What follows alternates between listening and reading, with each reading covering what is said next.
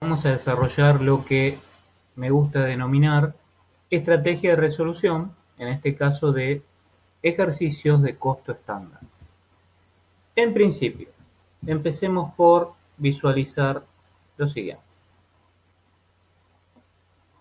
Lo que intentamos ilustrar acá es que en determinado periodo se obtuvo una producción determinada, X cantidad de unidades, 50, 100, 10.000, 1.000.000 de unidades.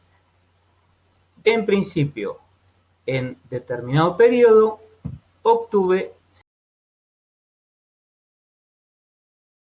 situación real del periodo, que es lo que vamos a utilizar como referencia para desarrollar o para ver qué es lo que sucedió en el contexto del costo estándar con la producción de ese periodo. Repito, una producción expresada en cierta cantidad de unidades. ¿Y qué es lo que vamos a hacer con esa producción? La vamos a evaluar. Esa producción la vamos a evaluar. ¿Y cómo la vamos a evaluar? Con dos metodologías distintas. Por un lado, con el costo real, es decir, los costos realmente incurridos para obtener la producción de referencia, es decir, cuánta materia prima consumí, cuánta mano de obra directa devengué, cuánta carga fabril apliqué, etc. ¿Sí? Por un lado, entonces digo que la producción del periodo la evalúo según la metodología que nosotros conocemos como costo real. Y por el otro lado, a la misma producción, a la misma cantidad de unidades, la voy a evaluar, pero ahora con la metodología del costo estándar. ¿Y de qué forma?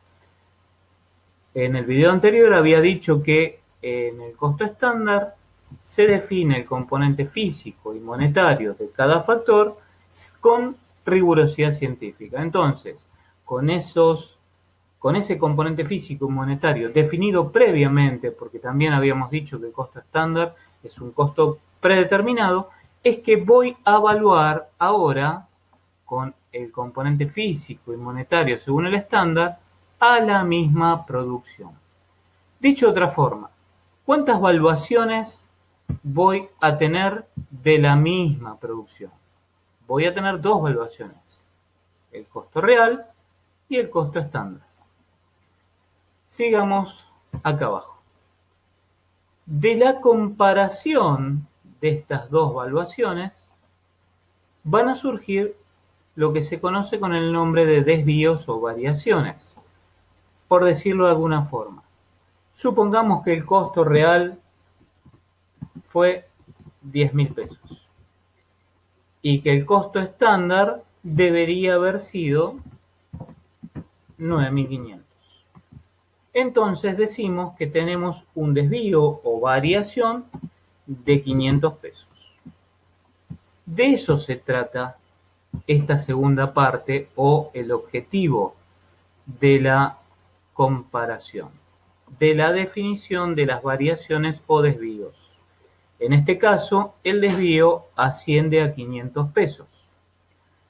El otro punto a definir a esta altura es saber si este desvío es favorable o desfavorable. Pensemos en lo siguiente. Si el costo estándar es el costo óptimo, el costo ideal, y me dice que para esta cantidad de unidades debería haber sido 9.500 pesos y realmente fue 10.000, esta diferencia, este desvío o variación de 500 pesos, ¿será favorable o desfavorable? Si el óptimo es esto e incurrí en mayor costo, por lo tanto, este desvío es desfavorable. De eso se trata el desarrollo del tema, ¿no? Repito, a modo de resumen, a una producción determinada, en un periodo, la voy a evaluar según dos metodologías distintas, según el costo real y según el costo estándar.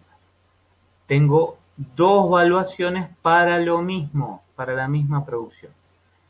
De la comparación de las dos valuaciones van a surgir desvíos o variaciones, en este caso 500 pesos.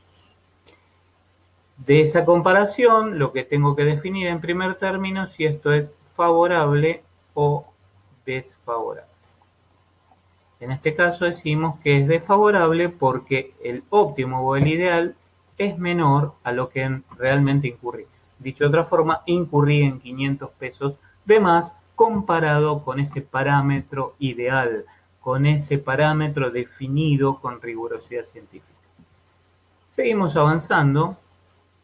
Una vez que hemos obtenido los desvíos o variaciones, ¿qué es lo que tenemos que hacer con ellos? Justificar. Por eso acá puse justificación. ¿Y qué significa eso? Significa encontrar las causas de estos 500 pesos de desvío. Pero para ello, lo primero que debo hacer es pensar si el desvío se produjo en un factor que es de comportamiento variable ante cambios en los niveles de actividad o si es un factor de comportamiento fijo.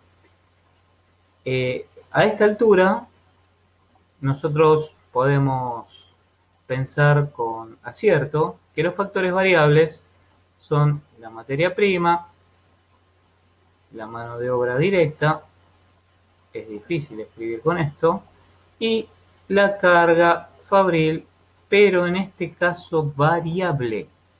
Estos tres factores van a ser considerados factores variables. Y factor fijo, el único que me queda es carga fabril fija. Es decir, que la carga fabril la voy a dividir en carga fabril fija y carga fabril variable. ¿Y por qué esto es importante? Porque la justificación va a ser distinta. Si el factor que tengo que justificar, si el factor que genera el desvío, después vamos a ver que probablemente en este desvío intervengan los tres factores y el análisis es factor por factor, ¿no? Si el factor es de comportamiento variable, lo que yo tengo que hacer es ver qué pasó con el componente físico, consumí más o menos kilos de materia prima de las que debería haber consumido. O si el mismo razonamiento con la mano de obra directa y la carga variable, ¿no? O el precio del factor fue mayor o menor respecto del estándar. En cambio, si es un factor fijo el que me genera el desvío o parte de este desvío, la justificación se va a realizar de otra manera. Se va a justificar mediante tres variaciones: la variación en presupuesto, la variación en eficiencia y la variación en ociosidad. Si coincidió o no lo que presupuesté como carga fabril fija con la carga fabril real, si utilicé eficientemente los factores fijos que tiene que ver con la capacidad productiva, etcétera, y si fui o si incurrí o no en ociosidad. Repito, los factores fijos se justifican a través de tres variaciones: variación en presupuesto, variación en eficiencia y variación en ociosidad. Los factores variables los vamos a justificar en dos: ver qué sucedió con la cantidad de factor utilizado y ver qué pasó con el precio del factor en que realmente incurrí. De eso se trata la estrategia de resolución de ejercicios de de costo estándar. Entonces, con esto damos por terminado este video, que nos va a servir de marco para tener una metodología de resolución de ejercicios de este tema.